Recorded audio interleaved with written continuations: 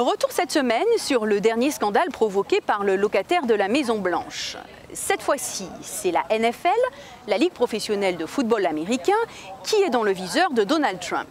Le président s'en est pris aux joueurs qui s'agenouillent pendant l'hymne national pour dénoncer les violences policières contre les Noirs. Et c'est dans un langage des plus vulgaires que Donald Trump a manifesté sa colère. Un genou à terre, c'est ce geste qui a déclenché les foudres présidentielles. Donald Trump accuse les sportifs qui boudent l'hymne national de manquer de respect à la patrie et ses symboles. À l'occasion d'un discours prononcé en Alabama devant ses partisans, le président n'a pas hésité à insulter les footballeurs et demander qu'ils soient renvoyés.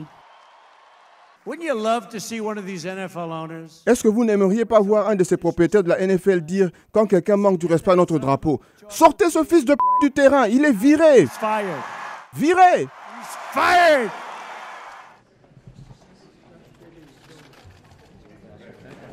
Ni les insultes du président, ni ses appels à licencier les joueurs n'ont dissuadé les intéressés. Bien au contraire, ils ont poussé des dizaines de sportifs à rejoindre le mouvement, initié il y a 1 an par Colin Kaepernick pour dénoncer les violences policières contre les Noirs.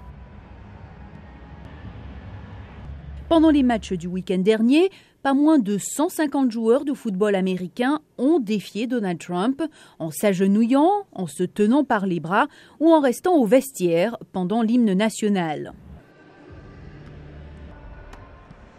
Et derrière cette querelle et de vilains gros mots, des questions bien profondes. Donald Trump et ses partisans mettent en avant le patriotisme et affirment qu'il ne s'agit en rien d'une question raciale. Nous avons des personnes de valeur qui représentent notre pays, en particulier nos soldats, nos équipes de secours, et ils devaient être traités avec respect. Lorsque vous vous mettez à genoux et que vous ne respectez pas le drapeau américain ou l'hymne national, c'est leur manquer de respect. Mais l'argument ne semble pas convaincre. Personne n'aurait mis un genou à terre ou refusé de chanter l'hymne si les Noirs ne se faisaient pas tuer par des policiers, rappellent les adversaires de Donald Trump. LeBron James, grande vedette du basketball, souhaite que la NBA se joigne au mouvement de protestation. Il ne s'agit pas de manque de respect envers le drapeau, nos militaires ou ceux qui ont libéré ce monde. Il s'agit d'égalité et des personnes ayant le choix et la liberté de parler.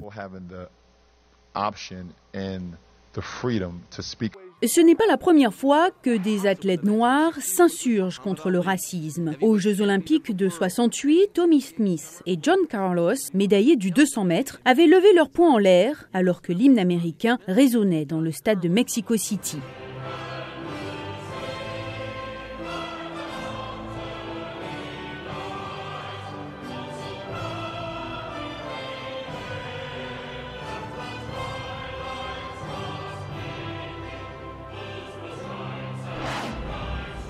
Certains dénoncent un double standard et nombreux sont ceux qui accusent Donald Trump de condamner plus facilement les athlètes noirs qui protestent silencieusement et pacifiquement contre le racisme que les suprémacistes blancs qui ont pour habitude de venir lourdement armés dans les manifestations. Et c'est dans un contexte pareil d'ailleurs que s'est produit l'assassinat d'une jeune militante antifasciste à Charlottesville, en Virginie. Alors que les extrémistes blancs, que le président a qualifiés de gens très bien, se prévalent du droit à la libre expression, les footballeurs entendent eux aussi faire valoir ce droit. Morgan Guiriec, VOA Afrique, Washington.